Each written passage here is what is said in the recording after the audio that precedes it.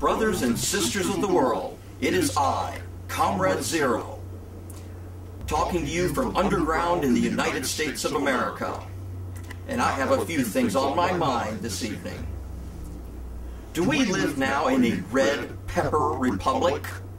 I'm sure all of you have seen the contemptible film footage of fascist police officers spraying red pepper spray as if it were spray paint into the faces and onto the bodies of innocent protesters at the University of California, Davis campus. This is an outrage. Why are these people on just administrative, paid leave? And the chancellor of the college, who, having taken responsibility for this heinous act against defenseless civilians, why has that woman not stepped down yet?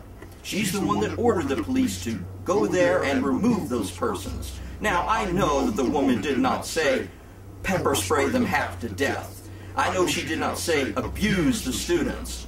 But the fact is, when you, as a person in authority, have turned over action to an enforcement arm, such as a police department, you now have given them virtual carte blanche to do whatever they need to do to accomplish the mission. They, being human beings like the rest of us, are susceptible to being up, being down, feeling bad, feeling good, and apparently these people were feeling very bad on this day to take such action against innocents. It is an outrage. I don't know why people aren't angrier than they are, and I'm not saying that people aren't very angry about it. But all too often, when instances like this of police brutality, police excess, it usually gets swept under the carpet. They get put on leave for a brief period of time. Maybe they have to go to anger management treatment counseling or something, but then they're back on the job. They aren't the only people, however, that have been maced or pepper sprayed. There's a very famous photograph now of a girl in Portland, Oregon, being maced right in the face for doing absolutely nothing other than just being at a protest. But pepper spray has been deployed in another set of madness.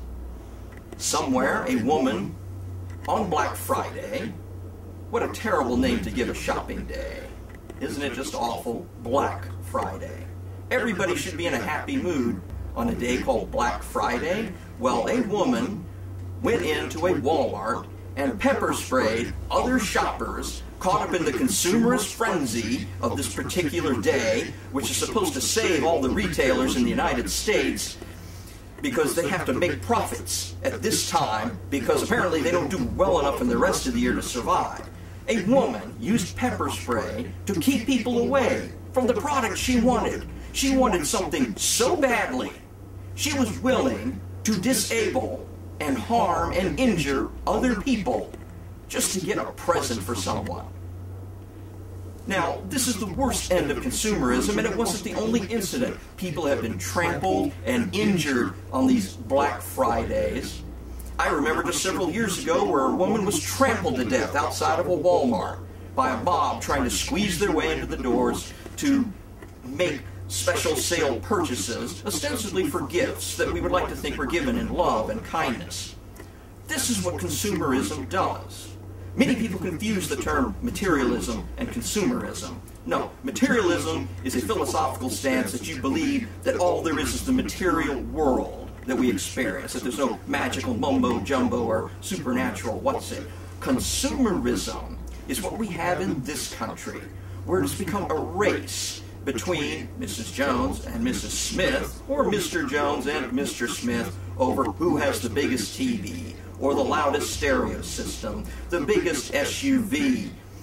All these matters of petty pride cause us to compete with each other just to purchase items that we may or may not need. I'm not even going to discuss whether these are things we even need to survive. But the fact is, this consumerism is madness. We even see it as madness. It's shown on the news and people say, this is ridiculous. This is insane. What's the matter with people?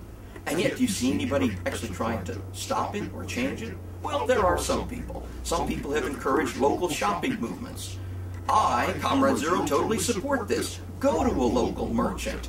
Lord knows they are closing by the dozens, by the hundreds, and we should support them where we can, when we can. But let's face it, with people not having jobs, not having expendable cash, they have to charge more money than a big box store.